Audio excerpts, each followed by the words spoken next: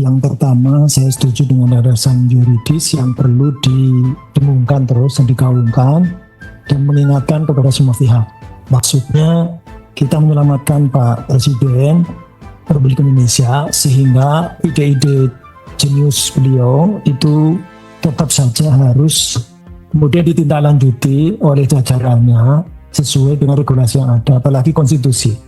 Kebudayaan ini sangat kuat. Pak Menteri tadi menyetir negara memajukan kebudayaan nasional Indonesia di tengah peradaban dunia dengan menjamin kebebasan masyarakat dengan memelihara dan mengembangkan nilai budaya.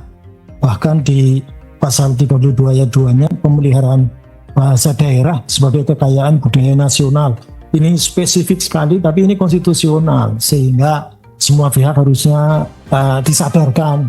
Ini konstitusi bukan hanya undang-undang. Kemudian juga undang-undang spesifik yang diamanatkan untuk kerjanya Kementerian Kebudayaan, yaitu undang-undang karyanya Pak Ferdi, Undang-Undang 5 2017 tentang pemajuan kebudayaan, karena ini undang-undang yang lama sekali sejak 1980-an ya.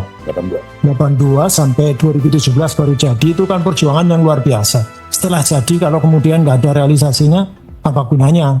Dan di step di sini ketahanan budaya dan kontribusi budaya Indonesia di tengah peradaban dunia melalui perlindungan, pengembangan, pemanfaatan, dan pembinaan kebudayaan. Tentu ini bukan omong kosong, tapi ini sudah kajian yang lama. Sekali lagi, kalau kita pengen selamat, yaitu kemudian diingatkan lagi Bapak Ibu, tentu mungkin di Kementerian Bappenas, di Kementerian Keuangan, dan kementerian lain yang menentukan anggaran ini kan bermula dari Undang-Undang SPPN, Undang-Undang 25 2004, juga Undang-Undang Keuangan Negara juga. Itu ada proses yang itu banyak harapan sudah mengerucut menjadi RKP dan sudah ditentukan oleh pemerintah juga lewat Bappenas. Jadi semua regulasinya runtut dan sudah ada dasarnya. Ini kita harusnya mengikuti, jangan kemudian gara-gara kemudian ada ide bagus lantas kita belok arah, tidak bisa begitu. Sehingga itu juga nanti harus diikuti dengan anggaran. Jadi kalau anggaran, makanya kalau dampak anggarannya, kalau seperti sekarang fraksi PKS tidak setuju 3 hal. Belanja operasional pegawai yang minus 19 miliar itu tidak setuju kalau diminuskan, harus diisi. Kemudian terhadap belanja operasional barang yang 128 miliar itu juga harus diisi.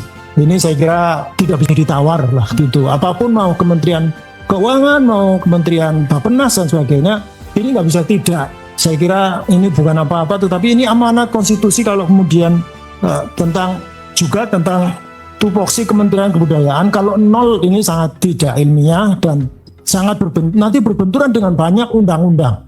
Sehingga kalau kemudian tupoksi Kementerian Kebudayaan yang pemajuan dan pemeliharaan kebudayaan itu di nol, saya kira ini kami tidak setuju dengan 3 hal itu, dan oleh karenanya harus ada skema tambahan anggaran, tidak bisa tidak. Oleh karenanya kami mendukung, fraksi PKS mendukung tambahan 3,965 triliun sehingga totalnya menjadi 4,815 triliun untuk anggaran selanjutnya, meskipun kita harus berjuang bersama berapapun, tetapi yang 3 yang tadi di atas itu saya kira tidak bisa ditolerir kalau kemudian sampai minus, dan juga tupoksi Kementerian Kebudayaan di nol saya kira tidak bisa diterima. Terima kasih. Assalamualaikum warahmatullahi wabarakatuh.